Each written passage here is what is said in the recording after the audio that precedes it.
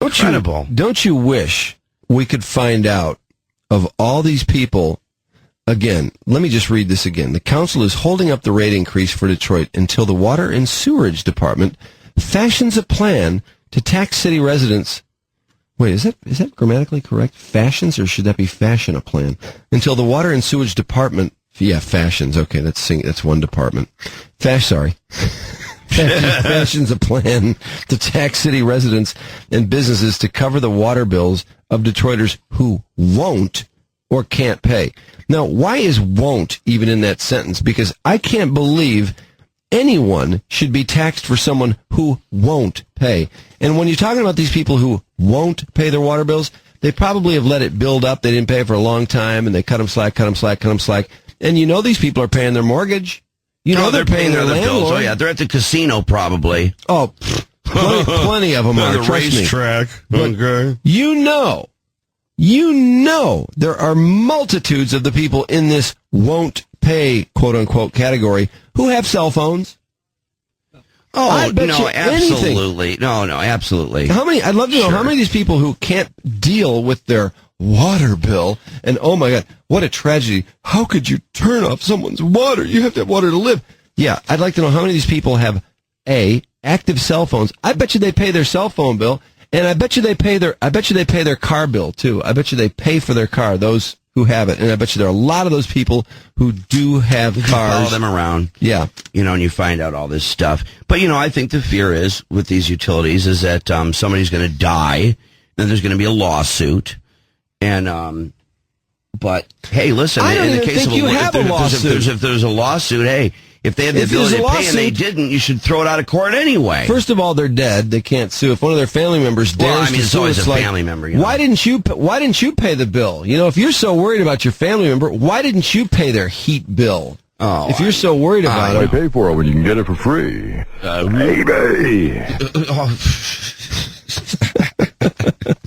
Okay. And you know what? There are people who are, due to circumstances, whatever they may be.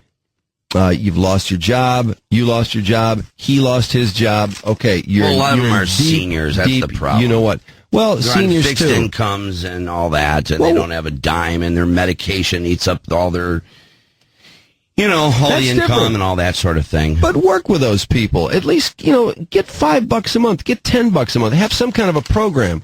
But people who are just deadbeats, and there are just so many deadbeats, and to just lay this increase on it. Was it during our vacation or before vacation where they were saying they could literally balance a budget on unpaid taxes? Oh, yeah. I mean, if they're the unpaid taxes right now, they could balance the effing budget with our government. Since when?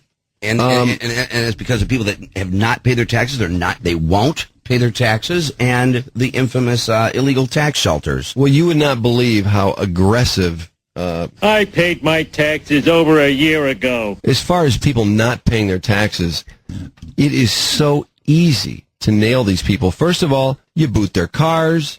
You take away their driver's license. Yeah. There's a million things you can do to put pressure on these people. And how many of these people, are you talking about income taxes? Yeah, the income taxes, yeah. Yeah, that's what they said. I was going to say, the IRS, you don't give them their refund, but if they're not paying their taxes. Yeah, they're just not paying their taxes. Daddy, what do taxes pay for? Oh, why, everything. Policemen, trees, sunshine. And let's not forget the folks who just don't feel like working, God bless them. There's just an element out there of people that just, I guess they just decide, like, hey, I'm just not going to pay anything. I guess. It's amazing. Well, it's going to sound I would be fearful of that stuff, but boy, a lot of these people, they're just... they're fearless, man. I tell you what, when I was in college, we had more problems with bills because you always had that one schlub roommate. Oh, sure. Who was like, oh, my dad didn't send a check. Oh, that's funny. You're out drinking beer every night. Yeah. I wonder why you can't pay the electric bill. Yeah. And so everybody's stubborn as hell because everyone's broke. Yeah, I went through that in California. We had our phone shut off and our power shut off. I don't know how many times. We got our phone shut off all the time. It happened to me all the time. We got our electricity cut off, but we would never pay our water bill. Oh, yeah. No way would you not. Well, the water is bill the one so you always small. The water one is small. Plus, there's always that business of the lien on the property and all that. Water bill is a big deal. I mean, you could always get somebody to, lean in and pay Johnny's $6 or whatever, because it wasn't a big deal. But always the guy that wouldn't pay the phone bill is the guy that makes the most long distance calls, and nobody would ever pay. And so we had this one guy who kept not paying his phone bill, and so I was like, you can't use the phone. And so okay, I just won't use the phone until I can pay the bill. So anyway, this went on and on and on. Finally, this phone bill was up. Of course, he kept using the phone. Every month, we'd find out he'd made another $50 in long distance calls. Man. We kicked him out. Well, actually, he left before we kicked him out. We were about to kick him out. So then we Must have got wind of it. We couldn't find this deadbeat anywhere. So we sent certified mail to his parents. Is that right? I couldn't believe I was pretty aggressively brilliant on our part. It was my roommate's idea. I would have never thought of such a thing. And so we sent certified mail to his parents, and they wouldn't sign for it. It kept coming back to us. Yeah. So eventually, I forgot what we put on the return address, but instead of using our address, how you doing? We put something else like Virginia Tech Agronomy Department, because the guy was in the agriculture department. We put something else on it, and then inside it was like... Trip him into opening it. Yeah, it was like, hey, your a-hole kid owes us X amount of dollars for the phone bill. Will you please pay it? Because he's getting bombed every night. I mean, we basically ratted him out. No. And again, this is not my idea, but I was fully in support.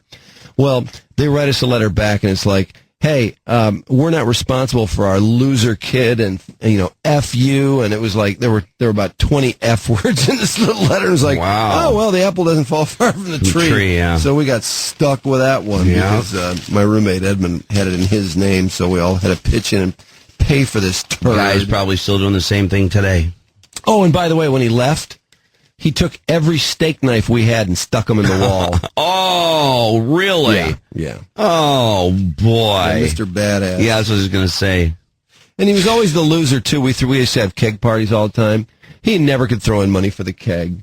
Yeah, always like, says back to the tab. Who's gonna? Well, why don't you at least write the check for the deposit for the for the keg, for the thing you screw on, the tap or whatever. You had to write a check for the deposit. Yeah. Oh, I'm out of checks.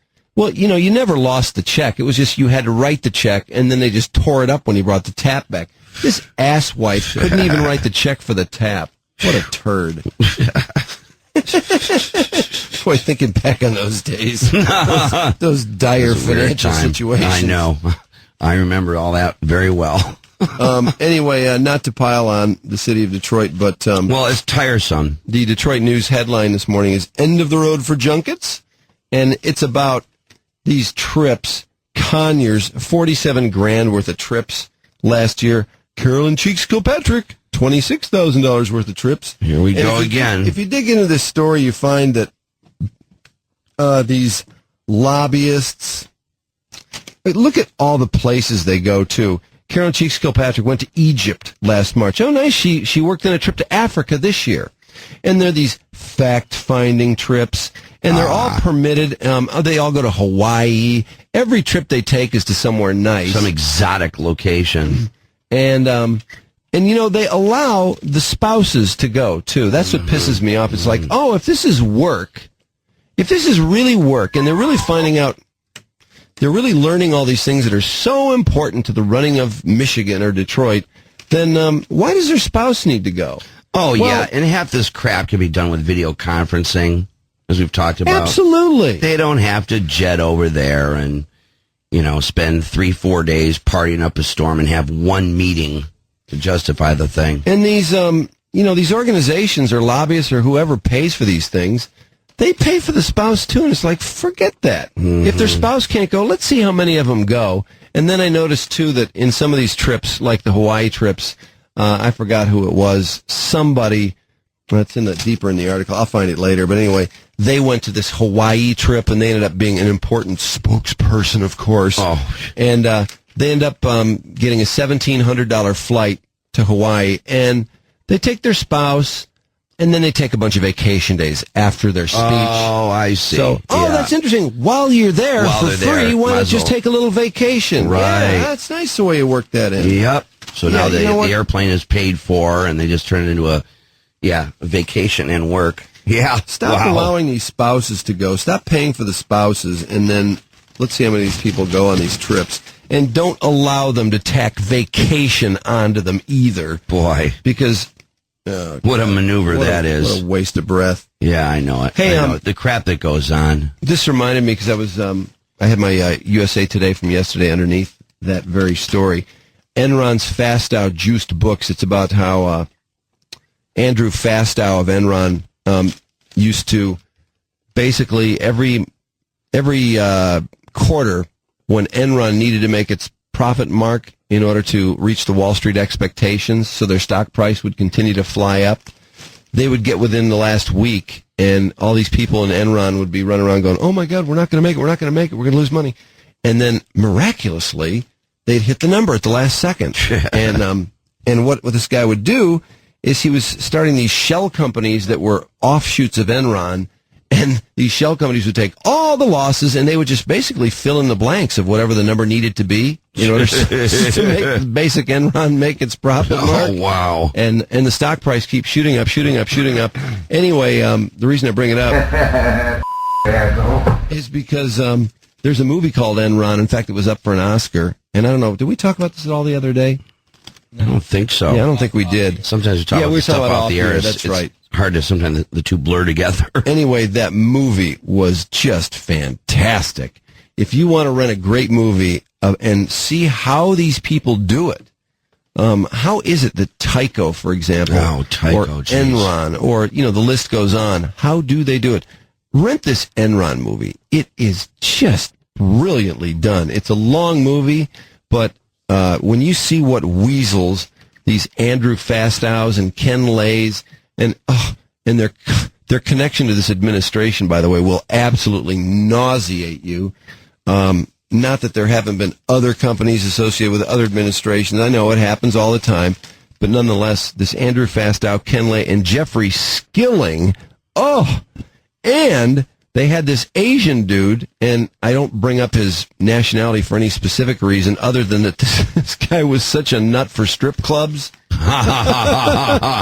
And he was such a nerd, and this is all from the Enron movie, that he had this glass office on, I think it was the 9th floor of the Enron building, which was this beautiful building. And this office was literally, 100 feet by 30 feet or something, and it went all the way across this huge expanse on this floor, and you could see inside the office. It was a glass office.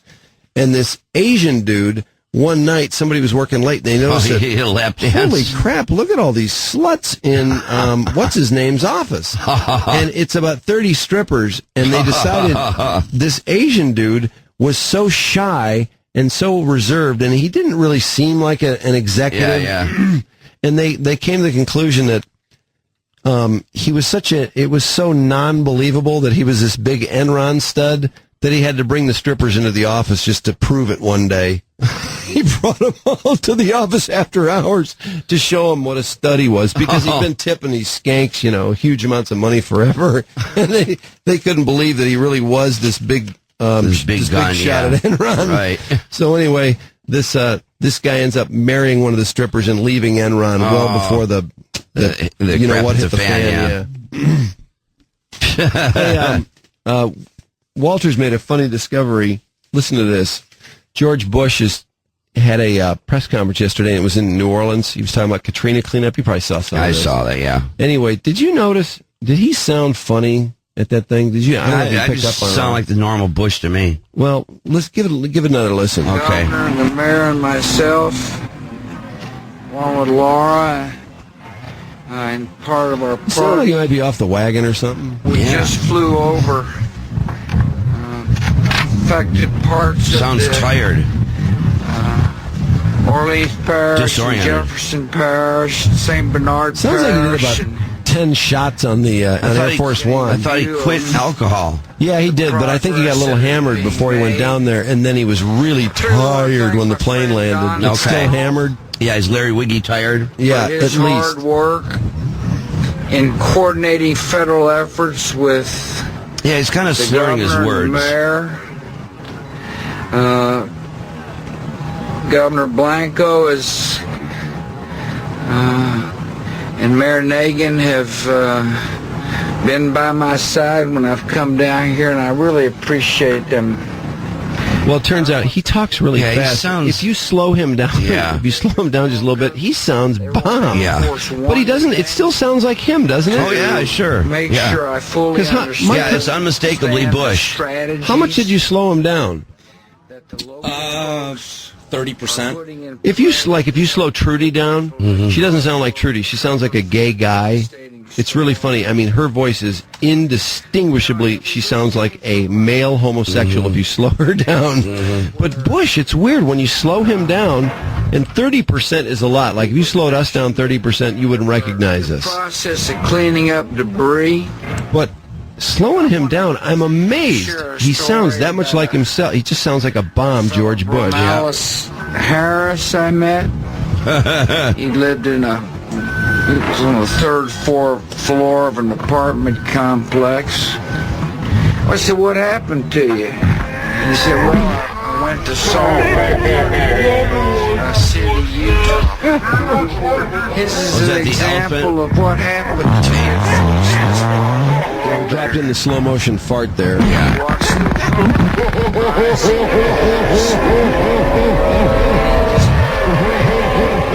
From there, the federal government helped fly him to Chicago, where he had some relatives. He now has come back to work in the city he loves, New Orleans, and that's why I'm so pleased that Here's what Trudy sounds like when he throws Trudy down. No American guy would ever wish crying out loud. That was aimed right at me. Actually, if you slow her down a little less, she sounds even gayer. No American guy would ever Oh, wish. crying out loud. That was aimed right at me. Yeah, its trajectory is right towards your No belly. American guy would ever wish crying out loud. one of the walls that are being built. I mean, there's a lot of concrete. Yeah, Bush sounds so trash. He does. This is him at this Sounds is like like him about at one of 2 those a.m. at a frat party. parties. Yeah. Yeah. I'd say more like 4 a.m. And they're just trying to get that last little bit out of the keg. Taking place. And Yeah, so sitting in the again, I living wanna room, thank you just all out for- of it. And he thinks he's in some real poignant conversation, Yeah, and but he's whoever really he's just talking to, bummed. yeah, and whoever he's talking to is passing out. They're actually falling asleep listening to him. Soft spot in my heart for Louisiana.